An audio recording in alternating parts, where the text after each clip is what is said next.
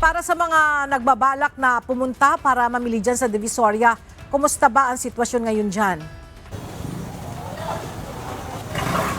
Ella, may ilang kalsada o bahagi rito sa Divisoria na siksikan na talaga dahil umaga pa lang ay marami na yung mga nabimili para sa kanilang mga paninda o kaya naman pangregalo ngayong holiday season. Patuloy ang dagsa ng mga tao sa Divisoria, Maynila ngayong araw, December 23 o ilang araw bago ang pagdiriwang ng holiday.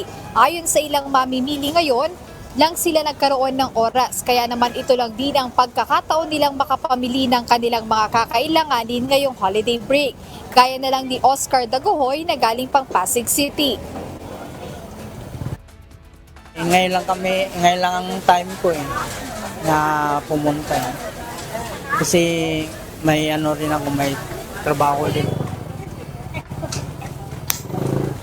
Ayon kay Oscar, sumadya talaga siyang mamili ngayon sa Divisoria para sa kanyang mga paninda at ipangreregalo sa kanyang mga kamag-anak. Samantala, karaniwan namang binibili ngayon dito ay mga ipamimigay na laruan, party decoration, candies at iba pa. Ngayong umaga pa lang ay marami na ang tao sa Divisoria, kasabay nito ang mabagal na pag-usad ng mga sasakyan. At inaasahan ng mga tindera rito sa lugar na posibleng dumami pa ang tao sa paglapit ng holiday celebration.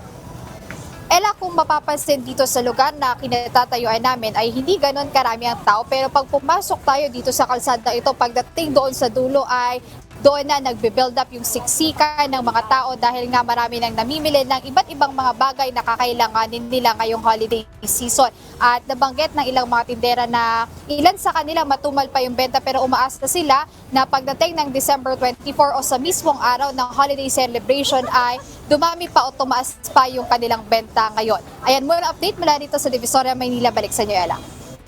Maraming salamat, Jed Naresina.